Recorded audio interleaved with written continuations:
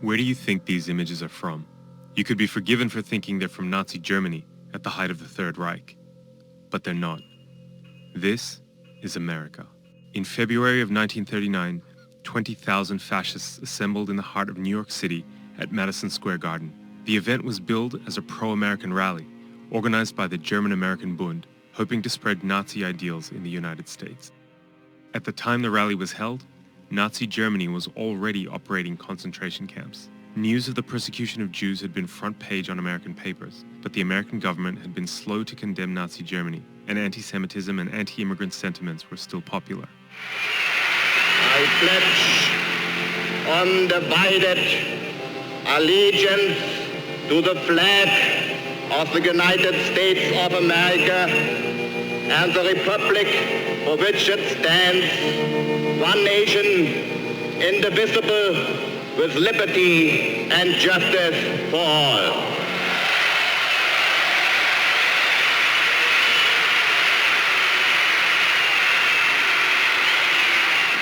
The man on stage was Fritz Kuhn, a German immigrant who dreamed of spreading fascism in America. He celebrated George Washington as a fascist icon, painted himself as a victim of the press, targeted minorities, and talked about reclaiming America. Ladies and gentlemen, fellow Americans, American patriots, I'm sure I do not come before you tonight as a complete stranger. You all have heard of me through the Jewish-controlled press as a creature with horns, a cloven hoof, and a long tail. A few days ago, I called the fake news the enemy of the people, and they are. They are the enemy of the people.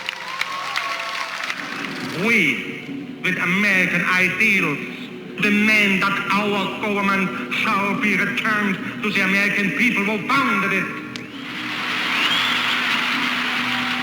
From this day forward, a new vision will govern our land. From this day forward, it's going to be only America first. America first. An estimated 100,000 New Yorkers turned out to challenge the fascists that night, held at bay by a huge police presence. A young Jewish plumber from Brooklyn, Isidor Greenbaum, snuck in. At one point, unable to bear what he was hearing, he ran on stage.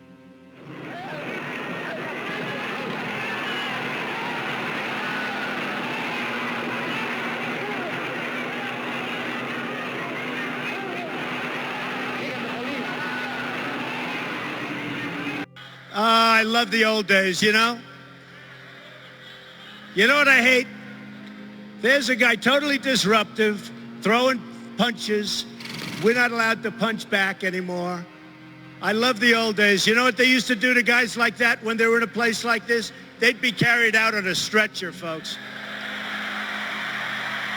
That's true. I'd like to punch him in the face, I'll tell you. Knock the crap out of him, would you? Seriously. Okay? Just knock the hell. I promise you, I will pay for the legal fee. It took another 2 years, the bombing of Pearl Harbor, and Germany's official declaration of war against the US before America finally went to war against the Nazis. This is the history that America remembers and celebrates. The German-American Bund died out quickly, but did its ideas? Less than 3 years since the fascists rallied in New York, the United States was putting Japanese Americans in their own internment camps. It would take another 15 years for segregation to end. What happens when dangerous ideas only take a little bit of encouragement to become reality?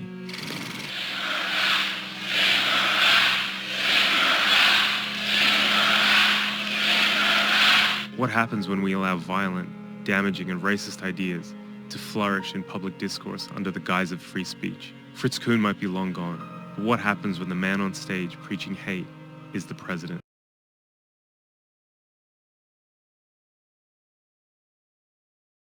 Let's just say it's been about a year since the weirdest day in recent American history, and in the meantime, things haven't been super fun. The far right seems like it's continuing to grow in power and in influence under the Biden admin. And in this episode, we're going to be looking at that a little more closely, because it is a troubling omen for the future of politics in this country. Let's get started. The first thing I should address is the title of the video, the idea that fascism is on the rise in the US. That's a pretty obvious statement for most people, and likely even more so for the audience I have on this channel. Fascism has been on the rise for a while, so much so that it's made that very statement the topic of countless op-eds, and not too long ago, the most powerful government seat in the world was filled by the unwitting culmination of that trend. For 4 years, the United States was ruled by a man who repeatedly parroted fascist narratives, cozied up to white supremacist organizations, and used armed forces and a militarized police to quash anti-fascist protest movements. And those are just some of the many other telltale signs of fascism. There are just so many. I'm not going to spend more time on this already tired argument of whether Trump is a fascist, a proto-fascist, a neo-fascist, or not a fascist at all, haha, don't worry about it, because you've had over 4 years of that and we're all sick of it. This video is about how the US as a whole is getting fascister, even more fascisty, how America is doing big fash. But just so it's out of the way, I'm going to be using the same definition of fascism I've used before, palingenetic ultranationalism. Palingenetic meaning a belief in and a desire for the violent rebirth of a nation to overcome a period of moral decay, and ultranationalism meaning an overwhelming loyalty to a perverted vision of one's country, often laced with bigotry and racism. There is more to fascism than that, and it varies by the culture in which it appears, but since we're talking about big trends in our common discourse, defining fascism by its core ideology like this is actually pretty useful. So with all that in mind, let's go back to January 6th. That day was a real turning point for the American far right, particularly in the months that followed it. On the one hand, it was the first time in several years that crackdowns had targeted white nationalists and their friends so aggressively. As I'm writing this, over 700 people have been arrested and charged for the acts committed on the day of the riots, and several trials are ongoing to identify central figures and prosecute them. Groups like the Proud Boys, who were involved in the event and reached superstar status in 2020 after this infamous clip.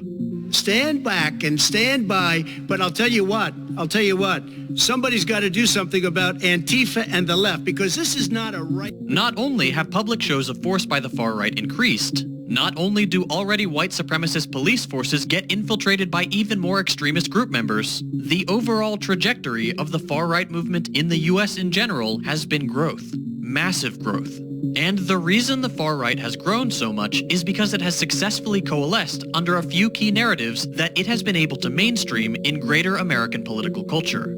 Just take this statistic from the GWU Program on Extremism. Only around 13% of those charged in the Capitol riots were formal members of militant groups like the Proud Boys, the 3%ers, and the Oath Keepers. The remaining 87% were a mix of typical Trump supporters and independent far-right extremists, there with their friends and family or lone attendees defined as inspired believers. That means most people who breached the Capitol were just average Republicans. And you can tell, these rioters just don't look like the typical far-right extremist. They are much older, with around 2/3 being over 35 years old, much less likely to be unemployed, and a full 14% of the attendees charged were business owners, and 30% were white-collar workers. These are not the typical far-right extremist demographics. These are just Republican constituency demographics. All that to say that the mainstream Republican Party has not only swept the violent far-right under its wing, it is comfortable embodying it itself. The more unexpected narrative making waves and bringing back that classic fascist flavor to the Republican Party is the Great Replacement theory. The Great Replacement theory is a classic among neo-fascists, and it's pretty clear why. Put to paper in 2012 by French writer Renaud Camus, nope, wrong Camus, this is the guy. The Great Replacement asserts that there is a plot, which really means they think it's a Jewish thing, that the white race and white culture, whatever that is disappearing because of immigration from majority non-white countries. Fascists, and I really do mean fascists here, believe this will bring some general persecution of white people, because of course they can't imagine the world being run any differently than with one race subjugating another, while at the same time believing wholeheartedly that racism ended with Obama. In any case, This is the theory that motivated the Christchurch shooter Brenton Tarrant and the El Paso shooter Patrick Crusius. And it's a big wet pile of fascist garbage that has, unsurprisingly, historical trajectory going straight from World War II through the American Nazi Party, Europe's own fascist politicians, and has now found a home among a substantial chunk of the Republican electorate. Here's a clip of Tucker Carlson endorsing the theory on Fox, calling it by name and likening it to eugenics. An unrelenting stream of immigration. But why? Well, Joe Biden just said it. To change the racial mix of the country. That's the reason, to reduce the political power of people whose ancestors lived here and dramatically increase the proportion of Americans newly arrived from the third world. That is America's most watched conservative casually parroting an openly white supremacist theory on primetime TV. Anyway, more than just getting some demographic information, Pap was able to estimate that, among all other motivations, a belief in the Great Replacement was the most significant trigger that turned people already convinced that the election was stolen into people who believed that they should engage in insurrectionist violence to reinstate Trump. In other words, the belief that white people are being replaced is the motivator that justified the riots for its perpetrators. Fascists, and more generally awful far-right extremists, are welcomed into the Republican fold. But in making this video, I want to be careful that it doesn't seem like this is something new. It's certainly very bad, much more explicit today than it has been in years, and tainted with a much more military and violent shade than before. But fascism in this country has existed in some way for decades, if not centuries. The conservative wing of the American political establishment, often joined in its mission by the more progressive wing with only a few years of delay, has found in its electorate enough political will to push forward nationalism, xenophobia, racism, and the glorification of white religious culture, at the very least since the Reagan era. And this country as a whole has engaged in genocidal racial violence for the majority of its history. It has always embraced more authoritarian, less democratic rule. It has always glorified its hegemonic role in the international sphere. It has always, in part or in whole, condoned its national project against racial and religious minorities and against every political movement to its left. The Capitol riots, Charlottesville a couple years ago, moments like these were significant. They were marks of the change in fascism's presentation. But by no means were they catalysts of fascism or flukes we can easily ignore. Because even if we understand the kinds of narratives that bring fascist ideology into a more prominent role today, those narratives are still just the last step before mainstream acceptance. Their emergence in far-right cells and compatibility with the greater conservative currents had to come from somewhere, and they did. Today, fascism has been driven to its current apex not by those narratives alone, but by the failures of the neoliberal era. Failures that have been building for decades and that have laid a fertile ground for fascism to take root. I'm talking about fascism. Is Donald Trump really a fascist, as some would say? Or is the word authoritarian sufficient? The term fascism is often used loosely, but you can generally identify fascists by their hate of the other, vengeful nationalism, and repression of dissent. To fight these ideas, we need to be aware of what they are and how they fit together. Let's examine the 5 elements that define fascism and what makes it distinct from and more dangerous than authoritarianism. First, the rejection of democracy in favor of a strong man. Authoritarians believe strong leaders are needed to maintain stability, so they empower strong men, dictators, or absolute monarchs to maintain social order through the use of force. But fascists view strong leaders as the means of discovering what society needs. They regard the leader as the embodiment of society, the voice of the people. I am your voice. I alone can fix it. Second, stoking rage against cultural elites. Authoritarian movements cannot succeed without at least some buy-in from establishment elites. While fascist movements often seek to co-opt the establishment, they largely depend on fueling resentment and anger against presumed cultural elites for supposedly displacing regular people. Fascists rile up their followers to seek revenge on the elites. The out-of-touch media elites, the political elites, but the elites from the elites who led us from one financial and foreign policy disaster to another. They create mass political parties and demand participation. They encourage violence. You know what they used to do to guys like that when they were in a place like this? They'd be carried out on a stretcher, folks. Like to punch him in the face, I'll tell you. Knock the crap out of him, would you? And we fight. We fight like hell. Third, nationalism based on superior race and historic bloodlines. Authoritarians see nationalism as a means of asserting the power of the state. For fascists, the state embodies what is considered a superior group based on race, religion, and historic bloodlines. To fascists, the state is a means of asserting that superiority. When Mexico sends its people, they're not sending their best. They're not sending you. They're not sending you. Fascists worry about disloyalty and replacement by groups that don't share the same race or bloodlines. And I think any Jewish people that vote for a Democrat, I think it shows either a total lack of knowledge or great disloyalty. Fascists encourage their followers to scapegoat, expel, and sometimes even kill such others. Fourth, extolling brute strength and heroic warriors. The goal of authoritarianism is to gain and maintain state power at any cost. For authoritarians, strength comes in the form of large standing armies that can enforce their rule. They seek power to wield power. Fascists seek state power to achieve their ostensible goal, achieving their vision of society. Fascism accomplishes this by rewarding those who win economically and physically, and denigrating or even exterminating those who lose.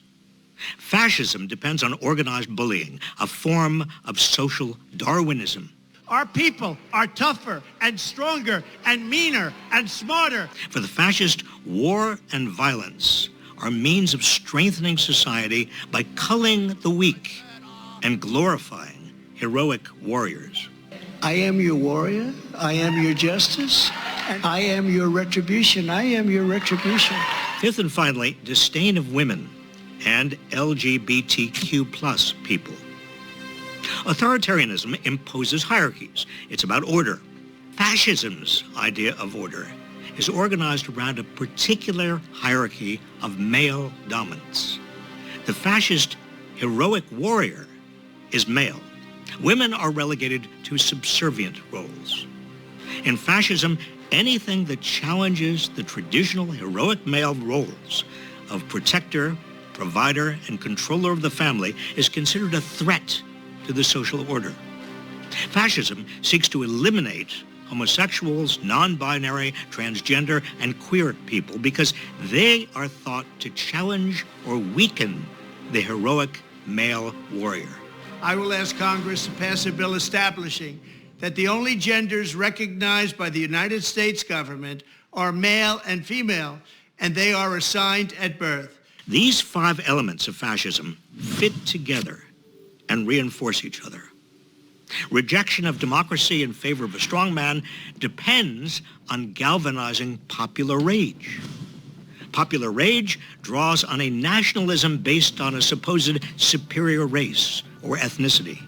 That superior race or ethnicity is justified by a social Darwinist idea of strength and violence, as exemplified by heroic warriors. Strength, violence, and the heroic warrior are centered on male power. These 5 elements find exact expression in Donald Trump. His uniquely American version of fascism is rooted largely in white Christian nationalism. It is the direction that most of the Republican Party is now heading in. It's not enough to call Trump and those promoting his ideas authoritarians, when what they are really advocating is something far worse: fascism.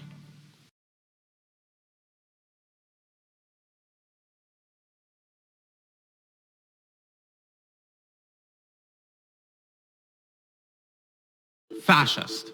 People like to use the word to describe any politician they don't like on both sides of the aisle. Now, it might seem like an exaggeration to call Trump a fascist. I mean, he's not calling for a genocide or imprisoning his own people without due process. But I want you to reflect for a moment on his words, on his political tactics, on his rhetoric, if you will. I've devoted the last decade of my life to studying fascist propaganda. And if you use history and philosophy as a guide, it's easy to see parallels between Trump's words and those of the most reviled fascists in history. That scares me, and it should scare you too.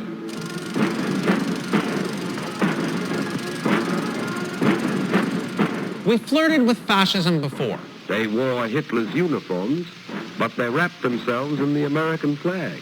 But how are we seeing these images echoed in 21st century America? Well, the formula for fascism is surprisingly simple, and it gets repeated a lot. Italy and Germany, of course, but fascist movements are on the rise today in India, Myanmar, Hungary, Turkey, and right here in the United States. No matter where they come from, fascist politicians everywhere are cut from the same cloth. Fascism first takes root when politicians conjure up a faith in a mythic past, a past supposedly destroyed by liberals, feminists, and immigrants. For Mussolini, it was the Roman Empire. For Erdogan in Turkey, it's the Ottomans. Hungary's Viktor Orban rewrote the constitution with the goal of making Hungary great again. A line that sounded great to someone. Did you ever hear this before? Make America great again. Fascists create an overwhelming sense of nostalgia for a past that is racially pure, traditional, and patriarchal. From Mussolini to Hitler to Erdogan, fascist leaders position themselves as father figures and strong men. I want to thank you for getting this country moving. I can't thank you enough for the privilege that you've given me. Greatest privilege of my life. As long as he, and yes, it's always a he, remains in power, everything is possible. Without him, the whole system collapses. I'll tell you what, if I ever got impeached, I think the market would crash. I think everybody would be very poor.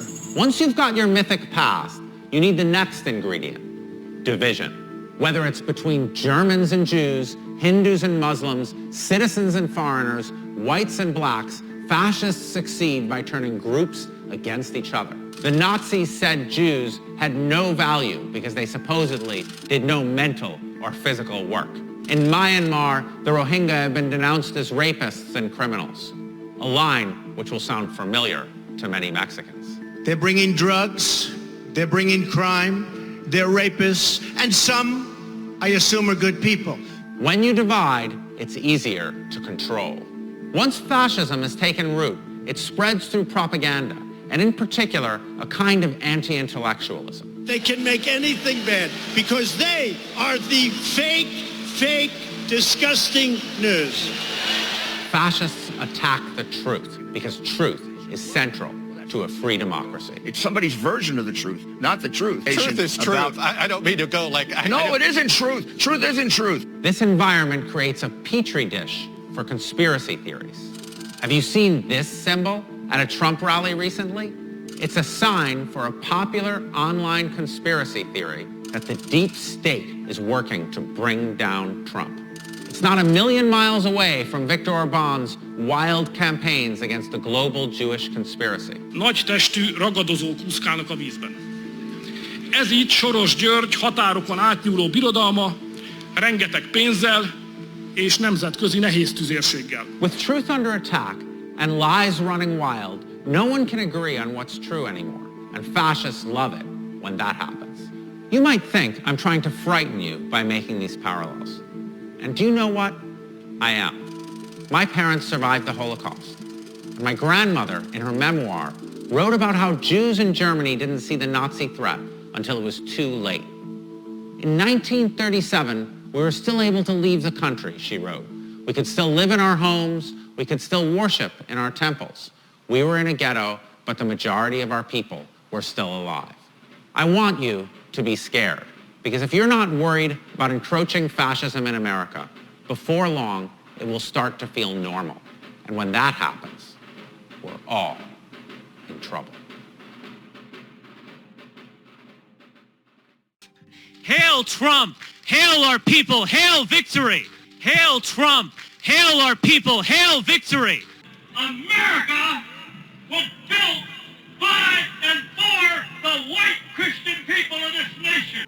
America was built by and for the white Christian people of this nation. They have so much misplaced faith in the institutions within liberal democracy, even as these institutions are proven time and time again to be easily corruptible. Democracy alone can't save us because our democracy chose this. Liberals say not to worry because the Constitution will protect us, but it has not so far. By some estimates, Trump has violated the Constitution dozens of times, and nothing has been done except an impotent impeachment. Democracy itself opens the door for fascist ideology, not only through corruption, but because anything can happen here if roughly half the nation wants it to. Republican Donald Trump has won the 2024 presidential election, becoming the first convicted felon elected to the nation's highest office. He is also the first former president since Grover Cleveland to return to the White House after being voted out of the job. The 78-year-old is the oldest person in U.S. history to be elected president, and his victory caps one of the longest general election campaigns ever, which included 2 assassination attempts. Here's what Trump has said he would do in his second term. On day one, I will launch the largest deportation program in American history. A central campaign promise was deporting millions of migrants, which would likely trigger legal challenges. He has said he will employ the National Guard and, if necessary, federal troops as part of the effort. This morning, President-elect Trump is not ruling out using military force to retake the Panama Canal or acquire Greenland. You're talking about Panama and Greenland. No, I can't assure you on either of those two. But I can say this. We need them for economic security. The Panama Canal was built for our military. The U.S. handed control of the canal back to Panama 25 years ago as part of a treaty signed decades earlier. But Trump says China's taken advantage. China's basically taken it over. And after first floating the idea during his first term, Trump is now ramping up his desire to buy Greenland for national security. You have Russian ships all over the place. The Danish Prime Minister insists her country's territory is not for sale, even as Donald Trump Jr. visits Greenland as a private citizen. Just here as tourists, seeing it looks like an incredible place. Meanwhile, some of the comments made by his father coming with possible economic impacts for Americans. Trump vowing to slap tariffs on multiple countries, including Mexico, while suggesting renaming the Gulf of Mexico. The Gulf of America, what a beautiful name. And it's appropriate. Trump also repeatedly mocking the U.S.'s other top trading partner, Canada, joking it's the 51st state, and now suggesting using economic, not military force to annex it. Because Canada and the United States, that would really be something. America!